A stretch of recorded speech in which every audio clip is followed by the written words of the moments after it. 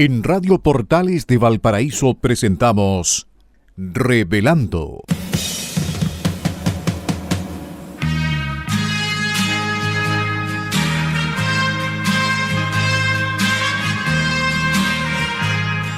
Un programa donde se abordan temas de actualidad, contingencia y la agenda cultural de la zona. Entrevistas del ámbito nacional e internacional. Revelando es presentado y auspiciado por Asofar AG, Asociación de Oficiales de la Armada de Chile en Retiro, Asociación Gremial. Con ustedes, Revelando en Radio Portales de Valparaíso.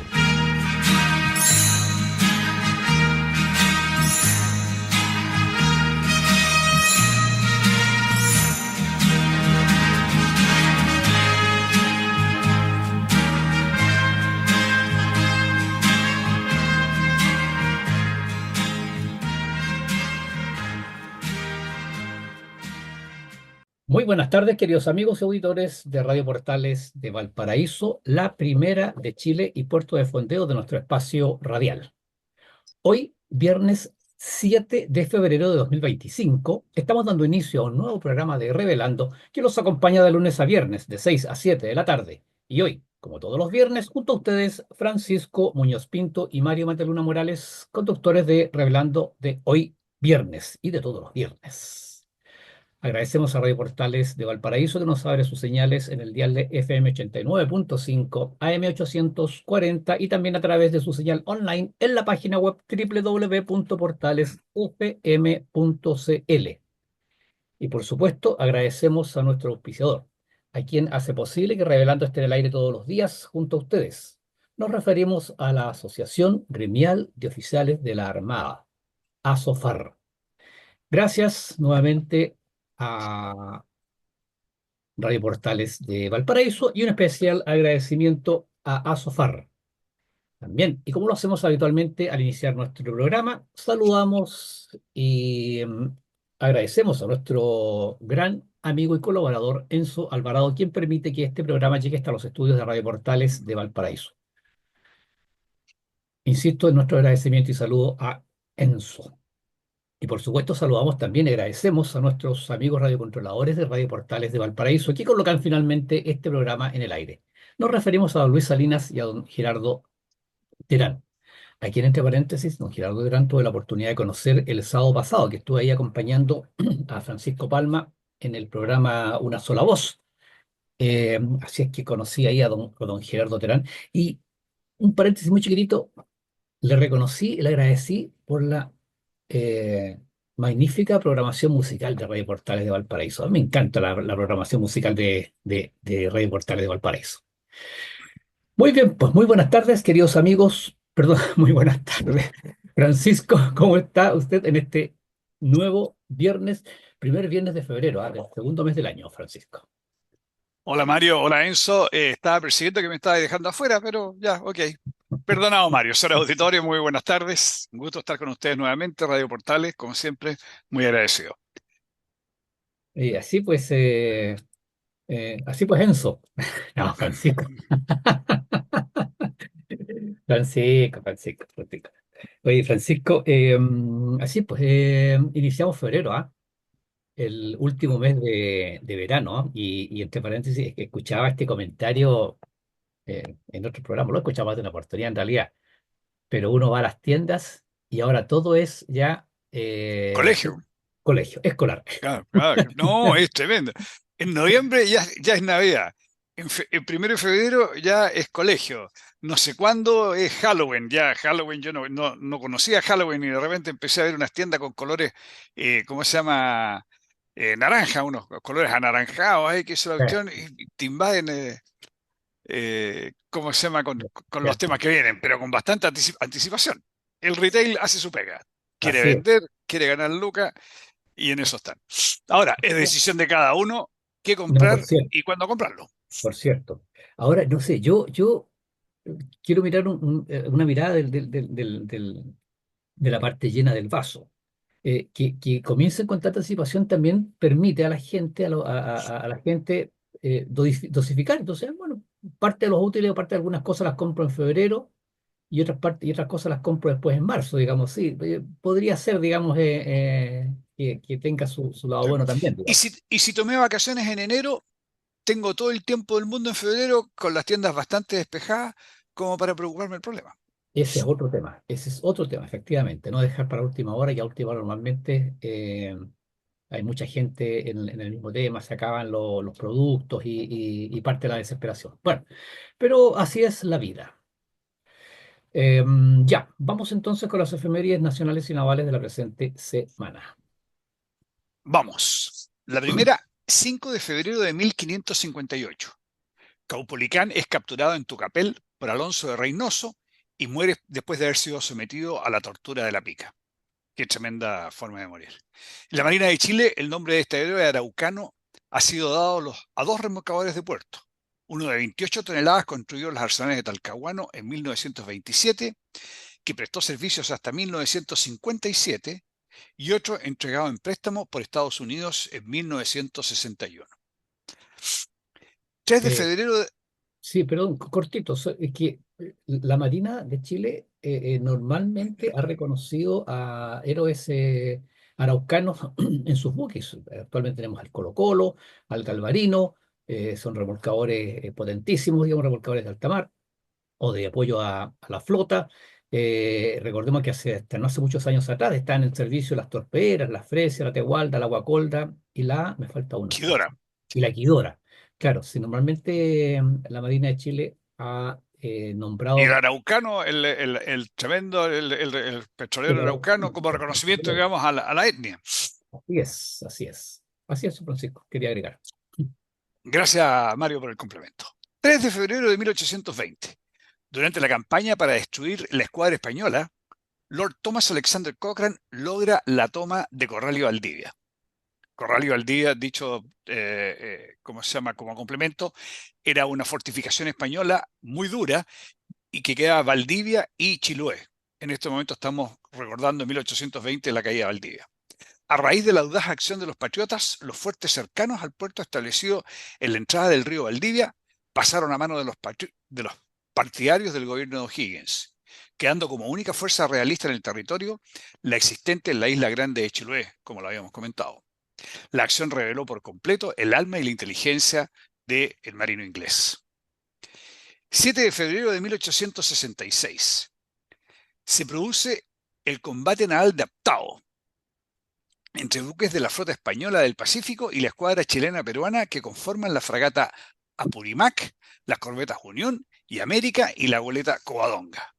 La acción ocurría en el sector de Chayagüe, costa norte del canal de Chacao, en que la Covadonga, que manda el capitán Manuel Thompson, tiene una activa participación al cañonear a 600 metros de distancia por sobre el istmo que forma la isla Aptao a la fragata Blanca.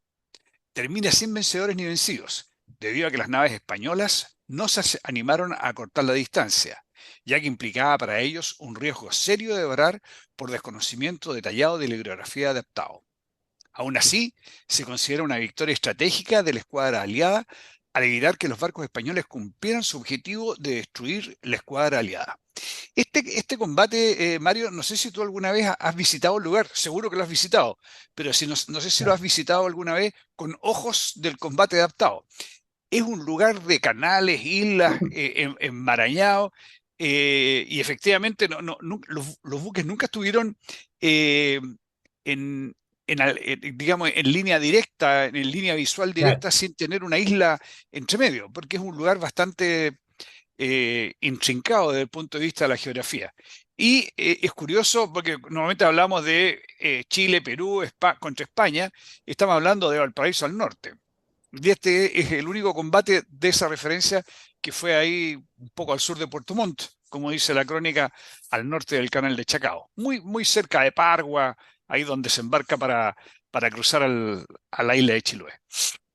Es bastante, bastante al sur, pues, Francisco, para lo que era lo habitual, digamos. O sea, normalmente en general contra España, bueno, estamos hablando ya de la guerra contra España en 1860 y fracción, pero durante la guerra de independencia, sí, bueno, se llega hasta Hasta Concepción se pero, llegaba. Si pero todo, todo, normalmente esta todo, concepción, todo era, claro. Claro, Otro. todo era Valdivia, por eso que Valdivia Claro, cayó recién en 1820 sí. y ¿cómo se llama?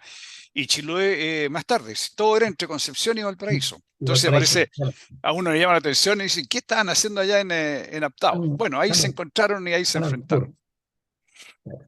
1 de febrero de 1911 se organiza el servicio perdón, del Ejército y Armada y se crea el cargo de vicario general castrense, cuyo primer ocupante fue Monseñor Rafael Edwards, sacerdote, profesor y obispo chileno, nombrado por la Santa Sede y por el presidente de la República.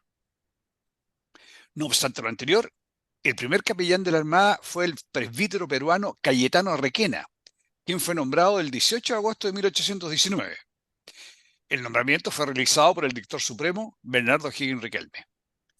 La misión del servicio religioso de la Armada es proporcionar asistencia religiosa, espiritual y moral a través de su organización eclesiástica y seglar al personal de la Armada en servicio activo y a sus familiares, a la luz de los conceptos cristianos de Dios, patria y familia.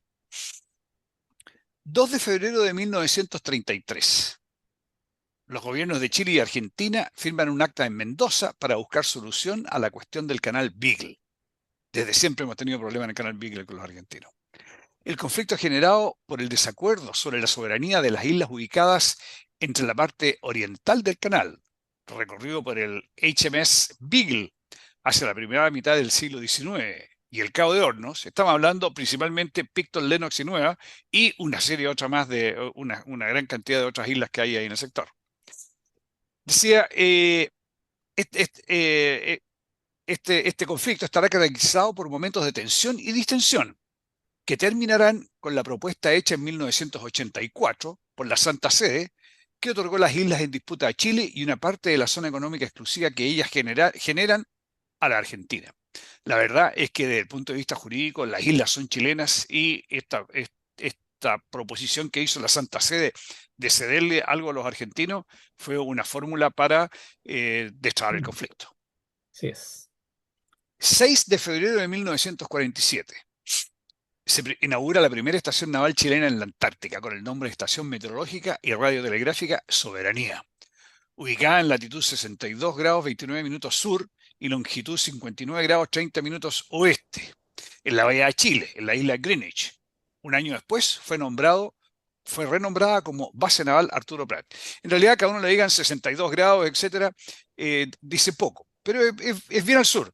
No es en la Antártica profunda, pero es en el continente antártico y si uno mira el mapa es al sur y es frío. Así es. La base fue instalada por iniciativa del presidente Gabriel González Videla y llevada a cabo por la Armada a través de la Comisión Antártica compuesta por la fragata Iquique y el transporte Angamos, al mando del comodoro Federico Guesalaga. Ante la dotación de la fragata Iquique, el comodoro Guesalaga, en la ceremonia de inauguración, deja constancia de la envidiable buena suerte de los compañeros de armas, que a su lado participan en la primera comisión cumplida en el continente blanco por unidades de la Marina. No sé exactamente a qué se refería con la buena suerte. La buena suerte de haber tenido la experiencia de estar un año allá, Claro. eh, o de haber salido, digamos, haber salvado el año bien. Yo las veces que estaba en la Antártica, bueno, actualmente hay helicópteros, hay aviones, está bastante más asequible, digamos, y si acaso alguien tiene algún problema también puede salir. Pero yo me acuerdo el año 74, 74, 75, esos veranos que me tocó estar allá, era realmente inhóspito. Y ya uno entraba un poco, uno se salía del verano, que el verano era luz casi todo el día, pero ya en abril, mayo, la oscuridad se dejaba caer y uno se sentía que estaba en un lugar al que no pertenecía. Esa era mi sensación por lo menos. 4 de febrero, Día Mundial contra el Cáncer. Se conmemora este día con el fin de crear conciencia a nivel colectivo e individual para fortalecer las acciones dirigidas a reducir el impacto del cáncer. Entiendo yo, el cáncer hoy es primera causa de muerte en nuestro país. Así es, Francisco. Así es. Eso es, Mario, lo que teníamos para hoy. Sí, bueno, y ahí en el caso de las mujeres, el cáncer que produce más víctimas, el cáncer bueno, el cáncer de mama y el cáncer de útero, son los dos tipos de cáncer que produce más víctimas en las mujeres. De ahí la necesidad de las mujeres de preocuparse, sobre todo en el caso del cáncer de mama, que es relativamente fácil detectar, ¿no es cierto? Con esta técnica se enseña a las mujeres de palparse, digamos, los senos para evitar, digamos, detectar cualquier nodulito, digamos, una cosa extraña. Y bueno, Oye, y el cáncer de mamas, a mí lo que me llama la atención es la cantidad de mujeres jóvenes afectadas por este es, cáncer. Y tú es sabes que verdad. el cáncer se propaga porque hay células que se contagian, entonces con la generación de nuevas células, estas nuevas células vienen ya contagiadas porque nacen contagiadas Claro, por las que ya lo están. Entonces, atrofiado. Claro. claro, en una persona joven que produce una gran cantidad de células, el cáncer se propaga mucho más rápido. En una persona mayor, 85 años, la generación de células es muy lenta y por lo tanto la propagación del cáncer también es muy lenta Por eso es que es tan agresivo, efectivamente, en los particularmente jóvenes. en las mujeres jóvenes, sí es cierto. Ya, vamos entonces con el primer punto de la pauta de nuestro programa, que como tradición, ya es tradicional, son las historias de Valparaíso. Y en esta oportunidad vamos a compartir con nuestros queridos auditores parte o algo de la historia de la maestranza varón, que tuvo tanta importancia en el desarrollo de nuestro Valparaíso, nuestro gran Valparaíso, nuestro puerto Valparaíso puntualmente, a fines del siglo XIX y comienzos del siglo XX.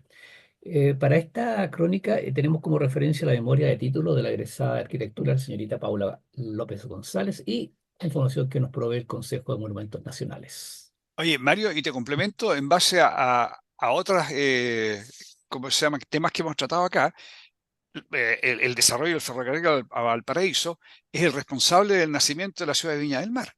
Eh, Viña del Claro, Mar inicialmente era nada más que claro, una estacioncilla de tren, y alrededor de, por supuesto que que en el trabajo de Vergara, etcétera, etcétera, pero partió de una estación de ferrocarril, y si no hubiera estado esa estación de ferrocarril, probablemente no se habría hecho Viña del Mar, efectivamente. o habría sido de otra manera la cosa, pero el Bueno, ferrocarril fue el que originó, así que Viña del Mar, ríndale pleitesía al ferrocarril, por favor. así es, así es. Y aquí estamos viendo con Francisco una foto preciosa, aquí una vista aérea de lo que es lo que hay actualmente, la maestranza, lo que es actualmente la maestranza, con ese semicírculo de la sala de máquinas que bueno, vamos a conversar un poquito ahora y la tornamesa que se alcanza a ver ahí, maravillosa. Y solo como comentario inicial, qué lástima, Francisco, bueno, somos lo que somos, desgraciadamente. Todavía estamos bastante más abajo de países desarrollados, Europa, que nos llevan 100 años, 200, 300 años de historia adelantada. Pero qué lindo sería un complejo turístico, tanta cosa que se podría hacer ahí en esa cantidad tremenda de edificios con la tornamesa. Uy, se podrían hacer cosas maravillosas, pero desgraciadamente de repente falta dinero, pero también falta voluntad. En muchos casos falta voluntad. Claro, el Ferrocarriles y el Estado de Chile no quiere perder, porque Ferrocarriles tiene una cantidad de terreno, porque están las antiguas líneas, etcétera. Entonces no quiere perder porque dice, a lo mejor algún día vamos a retomar este desarrollo. Bueno, entreguen en concesión, o sea, Claro, no vendan los terrenos, pero sí no, claro, permitan que ahí en el borde costero, que es un lugar muy atractivo, como dices tú, muy bonito, hacer, y el espacio es grande, hacer algo atractivo. Y si algún día renace la idea de reforzar ferrocarriles, está el terreno por disponible. cierto, por cierto, por cierto. Bueno, la historia dice que en 1849 fue aprobado por el Congreso Nacional. Esto porque la primera parte de la crónica habla del ferrocarril, Francisco lo mencionaba recién, el ferrocarril Valparaíso-Santiago, Santiago-Valparaíso, que por supuesto fue el motivo por qué nace la maestranza Varón. En 1849 fue aprobado por el Congreso Nacional el proyecto para la construcción del nuevo ferrocarril Santiago-Valparaíso. Su artífice fue don Williams Wheelwright, este nombre conocido en Valparaíso, quien también estuvo a cargo de la construcción del ferrocarril de Caldera a Copiapó. Para materializar este proyecto fue fundada la primera sociedad anónima chilena, la Compañía del Ferrocarril de Santiago a Valparaíso. La sociedad se formó en base a capitales mixtos con aportes estatales y privados. Ojo con esto, queridos amigos. Ojo con esto, ferrocarriles del Estado. Entre los socios particulares se encontraban Candelaria Goyenechea, de Gallo, Matías Cousiño Josué Baddington, también otro hombre conocido en Valparaíso, Francisco Javier Osa y Ramón Subercaseaux. En 1852 se dio comienzo a la construcción del ferrocarril. La ruta escogida fue a través de la ciudad de Quillota. La escasa experiencia en cuanto a técnicas de construcción y el desconocimiento del terreno hizo particularmente dificultoso el avance de las obras. Al llegar al kilómetro 56, el capital se agotó y la obra debió ser paralizada. Estamos hablando de 1852. El proyecto traspasado a manos del gobierno fue reanudado el año 1861 y estuvo a cargo del ingeniero norteamericano Henry Meigs. La inauguración oficial del ferrocarril de Valparaíso a Santiago se realizó el 14 de septiembre de 1863. La estación Barón, ubicada en un puente sobre el estero de Las Delicias, actual Avenida Argentina, fue la primera construida para este recorrido, convirtiéndose en un importante centro social y económico para la ciudad. Inicialmente el ferrocarril Santiago-Valparaíso llegaba hasta ahí, hasta la estación Barón. Y en alguna oportunidad nosotros hablamos con Francisco, hicimos la crónica del reloj Barón, ¿no es cierto? Que se lo robaron y que no está. Claro, y que no está en este minuto, el reloj en sí. Ahí está la pobre torre con Sin reloj. claro, hay que ponerle una, ¿cómo se llama? Una cosita esta, porque cuando las personas son tuertas le colocan una Un patita en parche. el ojo, un parche, hay que colocarle un parchecito ahí para que no se vea el hoyito que está, ahí el hoyo que está donde falta el reloj. Eh, ya, en 1866 la estación tuvo que ser reconstruida tras el bombardeo del puerto en el marco de la guerra contra España. En 1904, la estación se complementó con la construcción de una maestranza de la empresa de ferrocarriles del Estado. Entonces, aquí ya había nacido la empresa de ferrocarriles del Estado, que permitiría realizar las reparaciones requeridas para el buen funcionamiento de este servicio. La maestranza Barón tuvo gran importancia en la época de auge del ferrocarril, pues en ella, además de la reparación de locomotoras y vagones, se fabricaron vagones que incluso llegaron a exportarse. Interesante ese dato, ¿ah? Asimismo, la maestranza constituyó una importante fuente de trabajo para los habitantes del puerto por décadas. En la década de 1990, la maestranza pasó a ser propiedad de Merval y fue clausurada en forma definitiva. Actualmente, el recinto se encuentra cercado y en su interior se preservan la antigua tornamesa y los galpones de la maestranza, ambos declarados monumentos históricos en 1986, por su valor patrimonial y su estrecha relación con la historia de la ciudad. Los primeros talleres datan de 1888, los cuales inicialmente correspondían a pequeñas instalaciones, pero el avance del ferrocarril y la demanda de maestranzas lo llevó a un mayor crecimiento y constante evolución, transformándola en una de las principales del país, impulsando, además, la condición de puerto de la ciudad. Cerca de 1920, con la habilitación de la Maestranza Central, sus trabajos comenzaron a decaer. Maestranza Central nos referimos a la que estaba allá en Santiago. En 1924, con la electrificación de las vías, se detuvo la utilización y reparación de las máquinas a vapor, destinando el conjunto a atender las máquinas eléctricas. No se pueden encontrar los datos de su cierre definitivo, pero se puede deducir que ocurrió junto con el cierre de los ramales de Valparaíso en el año 1986. La maestranza Barón estaba ubicada en el antiguo terreno del Fuerte Andes, entre la Avenida España, el Océano Pacífico y el actual Paseo Wheelwright, al norte de la estación y del Muelle Barón. Se configura en forma longitudinal. Por el lado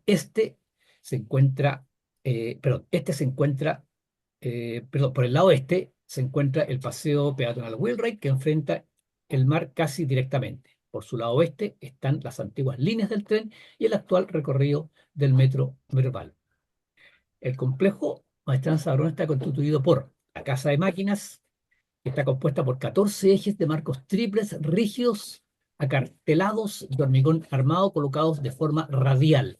Este es el semicírculo que nosotros observamos, ¿no es cierto?, característico que está en torno a la tornamesa, y que era, queridos amigos, una suerte de estacionamiento. Entonces la tornamesa tomaba los carros, ¿no es cierto?, o las máquinas, y las colocaba en esta suerte de estacionamiento semicircular. y de ahí se hacían algunas reparaciones, ¿no es cierto?, menores, o bien pasaban después a las próximas etapas. Posteriormente está la tornamesa de ferrocarriles, ¿no es cierto? Esta que justamente que tiene el mecanismo que giraba 360 grados, construida de fierro con una superficie de 450 metros cuadrados. Consiste en una perforación circular de 1,1 metros de profundidad en el perímetro y de 2,4 metros en el centro, que incluye también la estructura giratoria y la cabina de control. A continuación está el taller de locomotoras, que está compuesto de un pórtico doble de hormigón armado que formaban dos naves de gran longitud y altura. Su dimensión aproximada es de 2.240 metros cuadrados y de 12 metros de altura. Esta estructura está destinada a soportar el traslado interno de grandes pesos a través de puentes, grúas que se apoyan en vigas que funcionaban como rieles de hormigón. Y aquí era el lugar donde se realizaba el mantenimiento a fondo de las locomotoras. ¿Ya? Estamos viendo ahí con Francisco los magníficos galpones, estos inmensos de 12 metros de altura. Posteriormente está el taller de fabricaciones, que está compuesto de pórticos rígidos de dos aguas, de hormigón armado, que constituyen un pabellón. Su dimensión aproximada es de 560 metros cuadrados y de 10,8 metros de altura.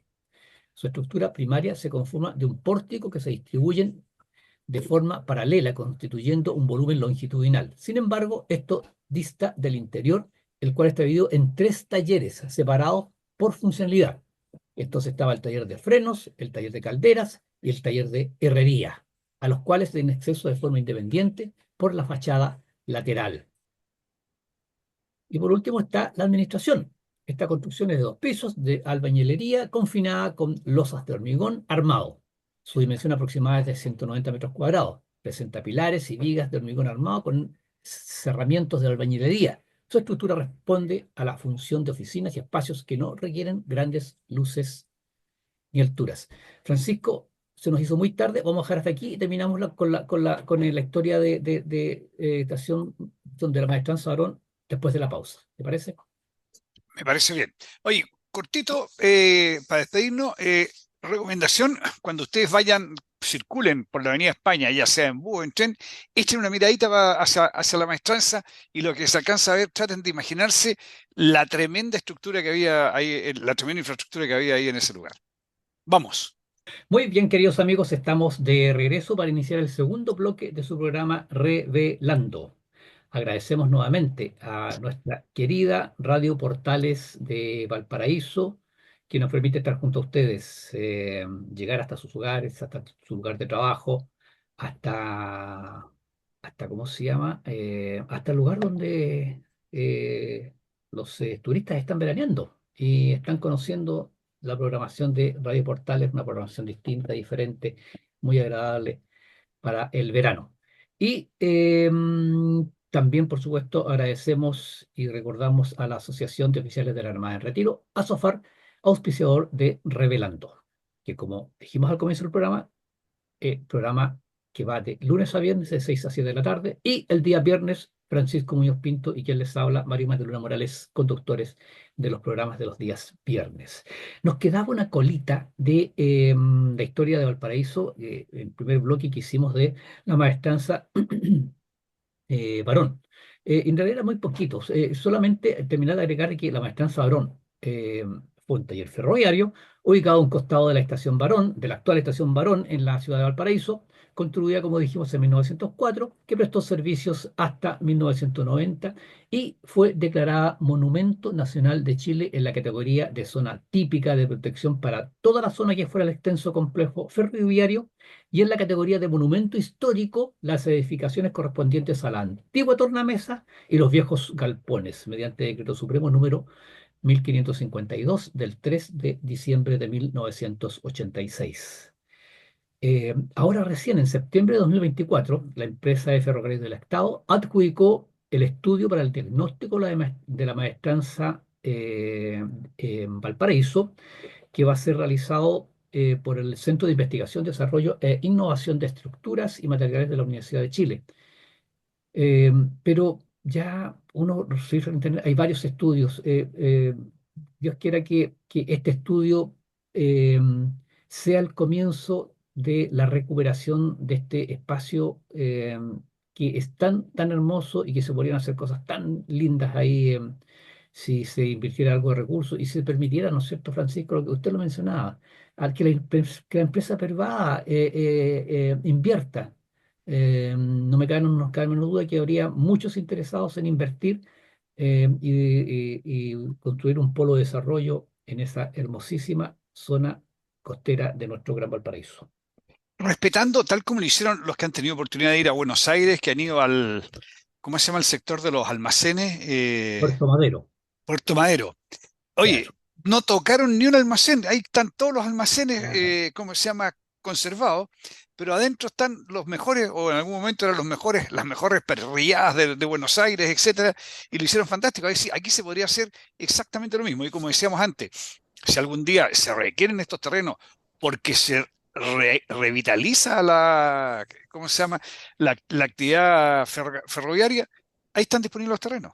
Pero yo te aseguro de que en estructuras nuevas, si es que hubiera un desarrollo de ferrocarriles, no se actualmente los mantenimientos son de otra manera, son más sencillos, no se requieren esas tremendas instalaciones. Cierto, por cierto, no, Eso no se va a absolutamente. usar nunca más como una instalación gigantesca.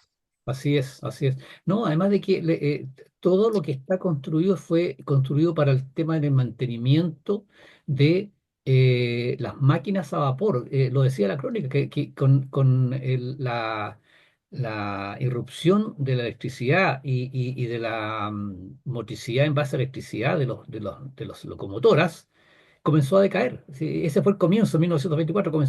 A partir de ahí comenzó a decaer la importancia de la maestranza de Aarón por el hecho de que estaba construida para el mantenimiento de máquinas a vapor. Claro. Oye, una pequeña anécdota. A mí me tocó viajar en alguna época, viajaba en este tren en la mañana, el horario temprano, digamos. Y cuando había neblina, ya en el tren eléctrico, no en el tren a vapor. Y cuando había neblina, uy, uno sabía que el día la cosa iba a estar complicada, porque las instalaciones eran tan precarias, el mantenimiento era tan malo, ¿cómo se llama? Los aisladores estaban sucios, Ah, etcétera, etcétera, claro, etcétera, que con la ya. neblina aumentaba la humedad, bajaba el aislamiento y se paraba el tren. Y Y, en cualquier y minuto el quedaba tren detenido. y él tenía tirones tratando de llegar a Valparaíso, era tremendo. Qué buena, claro, claro.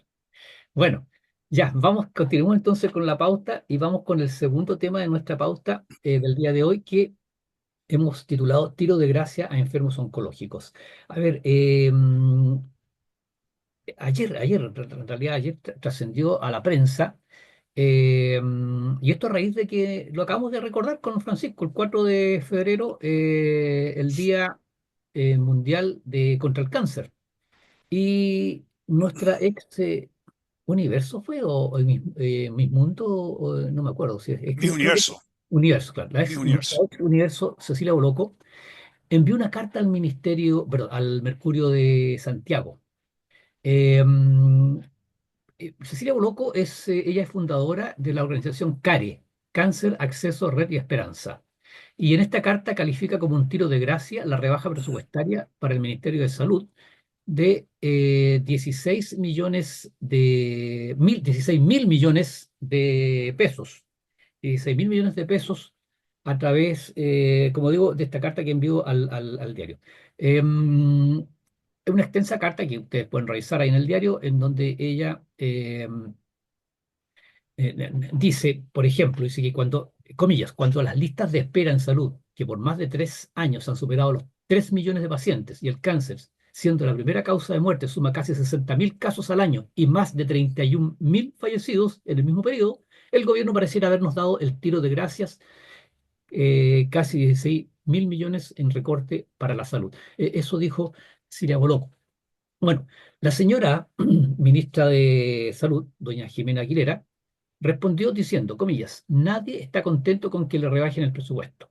Y aseguró que esto, comillas, no debería afectar la atención de los pacientes. No debería, tampoco lo asegura, lo plantea condicional. No debería afectar la atención de los pacientes porque efectivamente se excluyeron de esta reducción los servicios, perdón, sí, que se excluyeron de esta rebaja de reducción los servicios de salud. A ver, el problema, queridos amigos, que de estos 16 mil millones, 5.700 millones corresponden a la Subsecretaría de Salud Pública. Esta institución, y aquí radica el problema, ya que según el detalle de la Dirección de Presupuesto, 3.770 millones de esos 5.700 millones de ese ítem corresponden a gastos en personal, que incluyen fondos para la contratación de funcionarios para la implementación de la Agencia Nacional del Cáncer, la Oficina del Fondo Nacional del Cáncer y la Unidad de Coordinación de Drogas de Alto Costo. Entonces, cuando Cecilia Boloco reclama, o sea, habla de un tiro de gracia a la lucha contra el cáncer, doña Jimena Aguilera, la subsecretaria, dice que no debería afectar, pero claramente va a afectar, pues, porque de esos 16.000 Directamente le millones, va a afectar, claro, directamente, claro hay que sí. 3.700 millones. Y Francisco, mira, fíjese que yo cuando leí esto dice que corresponden a gasto de personal, que incluyen fondos para la contratación de funcionarios, bla, bla, bla. Entonces, contratación de personal para un tema tan delicado y tan sensible como es la enfermedad del cáncer, que lo comentaba en el primer bloque, ¿no es cierto? El cáncer de mama, el cáncer de útero, primera Causa de muerte en las mujeres. causa de muerte, efectivamente, causa de muerte en las mujeres, cáncer de próstata, un altísimo porcentaje de causa de muerte en el caso de los hombres. Y Francisco, queridos amigos, pero en lo que va corrido de este gobierno van 100.000 nuevas contrataciones en el aparato del Estado. Entonces, ¿qué está haciendo esos 100.000? ¿Y por qué no recortamos 10.000, 20.000 de esos 100.000 y los dedicamos a este tema que es tan sensible como la lucha contra el cáncer? Oye, en realidad, y aquí hay un tema de, según yo, es un tema, un problema de manejo de recursos. Desgraciadamente, para el presidente los números no son su tema. Lo vimos cuando comparó el Producto Interno Bruto con ¿cómo se llama? Con el IMASEC. Su tema no son los números, pero bueno, tendrá otros asesores que sí se manejen con los números. Desgraciadamente parece que no hay otros asesores que se manejen con los números. Porque, ¿qué pasó? ¿Por qué llegamos a esta situación? El país, por malas políticas públicas, por malas señales, esto de que vamos a meterle inestabilidad al país, efectivamente se le metieron, y Chile ahora es más pobre que lo que era hace 1, 2, 3, 4 años atrás. Se ha ido empobreciendo en estos años. Y normalmente el presupuesto es un presupuesto de continuidad. O sea, si el año pasado al Ministerio de Salud le daban 100, ahora la vamos a reajustar en un 2% y le vamos a dar 102. ¿Ya? Y al otro ministerio también, y al otro ministerio también. No hay un trabajo adecuado de priorizar, de ver cuáles son los problemas, cuáles no son los problemas, etcétera. Entonces, en este caso, efectivamente, había que reducir. Pero ¿qué hicieron? Así como van aumentando un 2% para cada uno, había que reducir un 5%. En números generales nos hicieron grandes problemas y a cada ministerio, a cada servicio, le quitaron un 5%. ¿Ya? Pero por otro lado, están haciendo cosas, por ejemplo, la compra de la casa de Salvador Allende, que uno dice, no, la fallida compra de la casa de Salvador Allende, hasta donde yo sé, eso no se ha cancelado todavía. Pero no importa. Iban a gastarse en la compra de la casa de Salvador Allende 1.000 millones de pesos. Alguien diría, oye, pero una casa es poco. Bueno, Cecilia Boloco está reclamando por un, ¿cómo se llama? Por un plan de 5.000 y tantos. O sea, la casa de Salvador Allende era el 20%.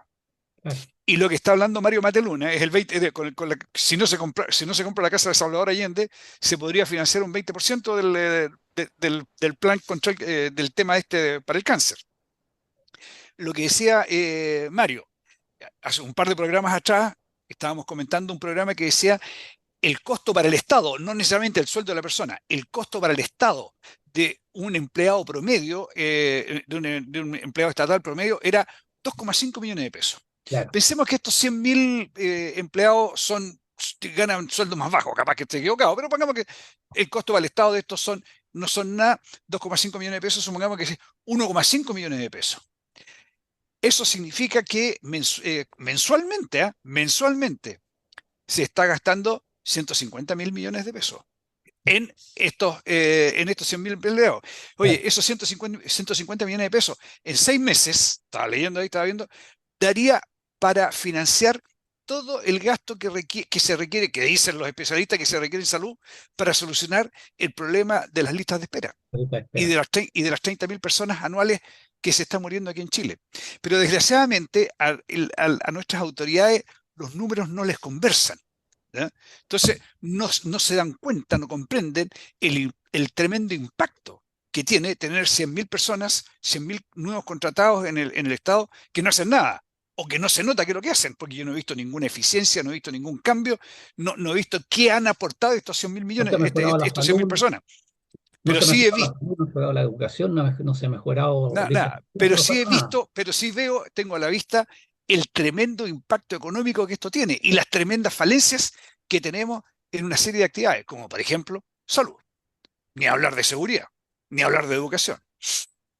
Bueno, solamente agregar, Francisco, que eh, FONASA ya tiene más de 16,7 millones de personas, el sistema de salud público.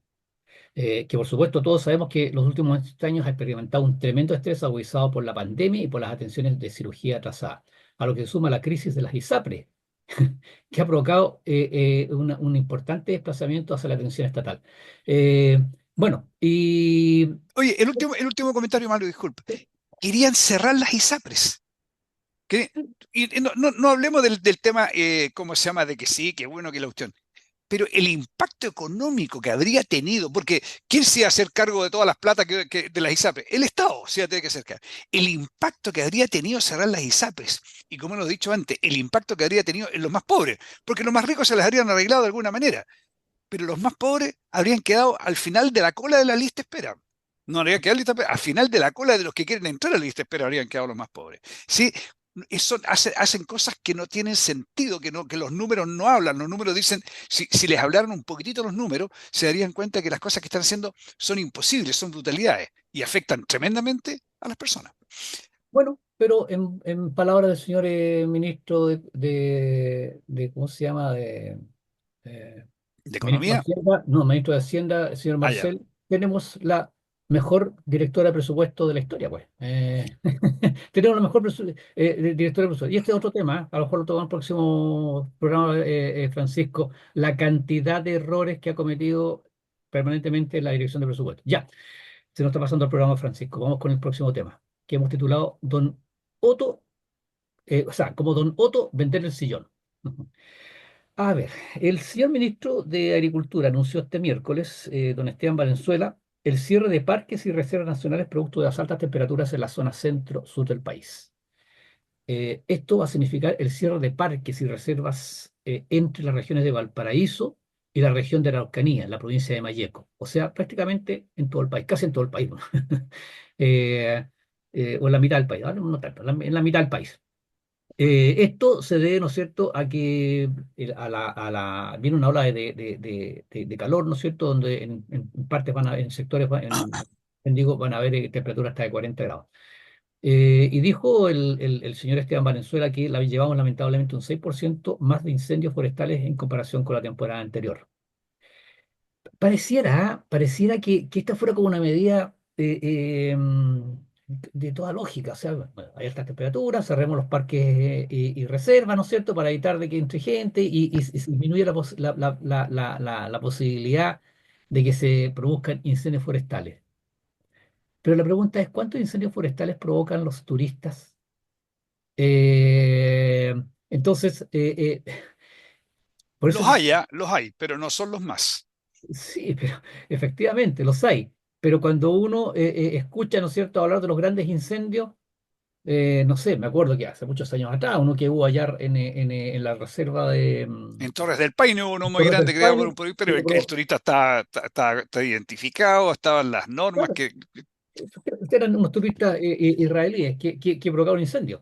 Pero que yo sepa, ningún otro gran incendio ha sido provocado por turistas. Todos son provocados por gente malintencionada, como el caso, ¿para qué decir el mega incendio, la tragedia que tuvimos en esta misma fecha el año pasado?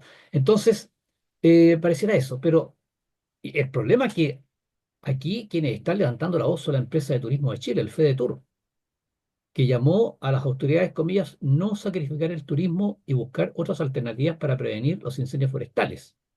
Estamos hablando de un sector que genera 6.400 empleos y es motor de desarrollo para las economías locales.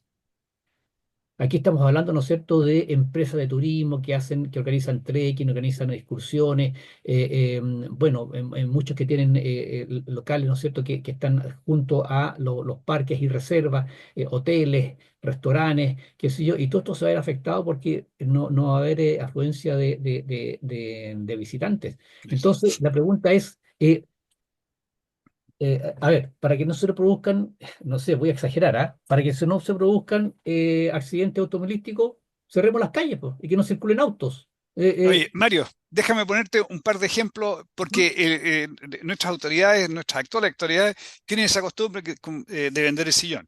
Un ejemplo, el año pasado, no sé si lo recuerda, la Dirección del Trabajo dispuso el cierre de una farmacia, debido a que Ah, esta verdad. farmacia era habitualmente, ¿cómo se llama?, asaltada, y el Está, dueño de la farmacia no tenía la capacidad de darle seguridad a es sus verdad, empleados.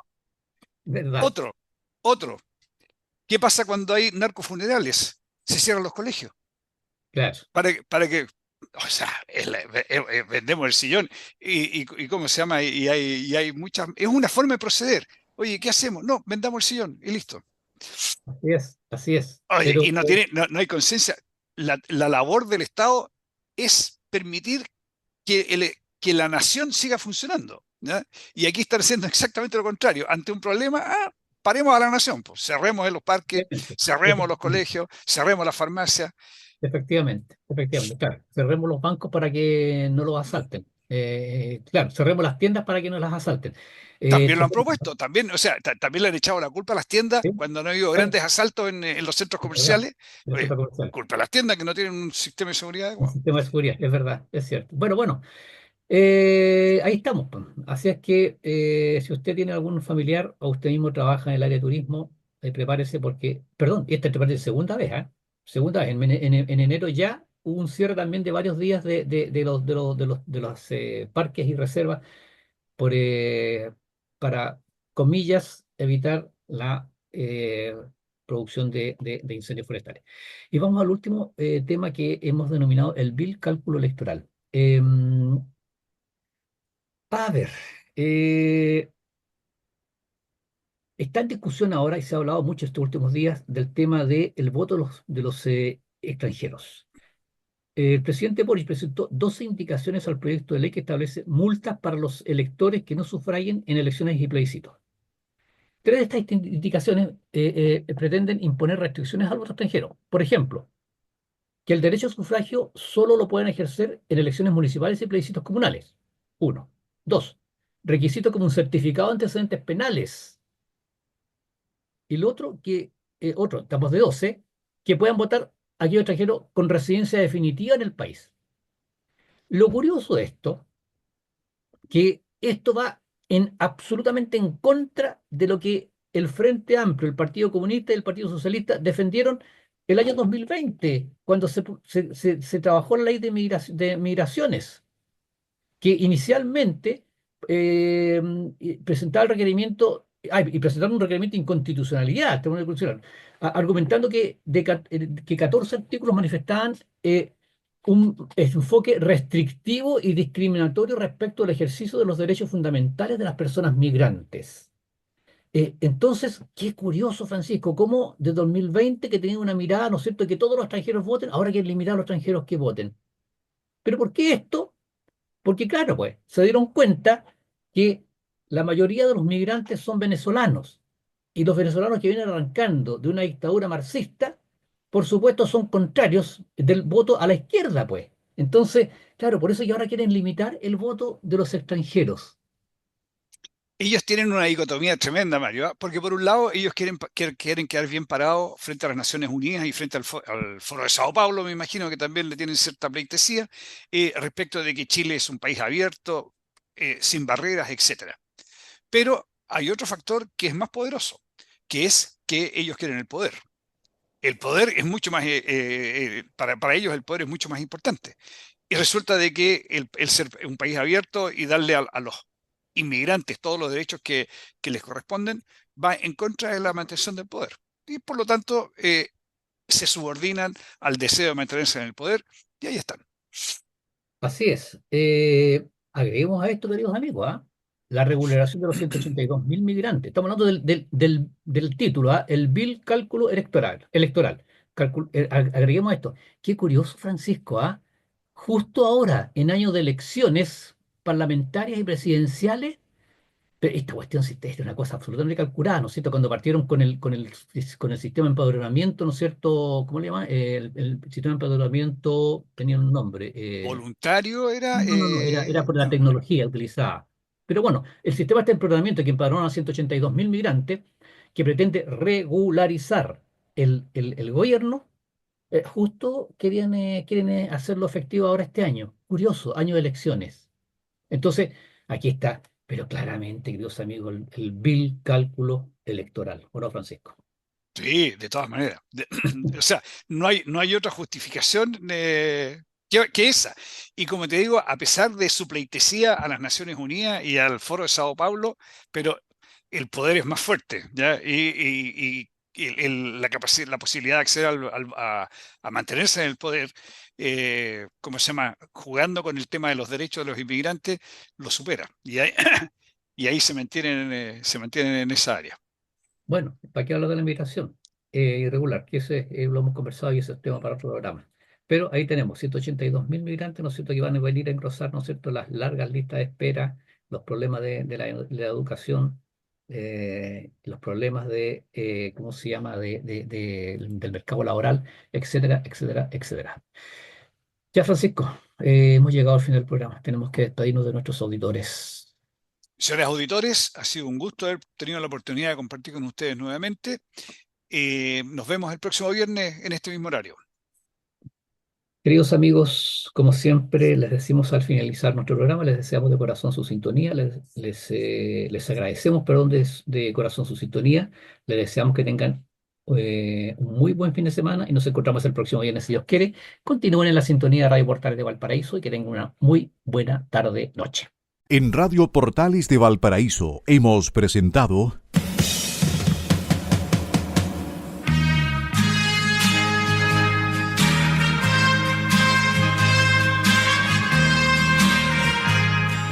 Revelando, un programa donde se abordan temas de actualidad, contingencia, entrevistas del ámbito nacional e internacional. Revelando es presentado y auspiciado por Asofar AG, Asociación de Oficiales de la Armada de Chile en Retiro, Asociación Gremial. Sintonícenos en un próximo programa. Buenas tardes.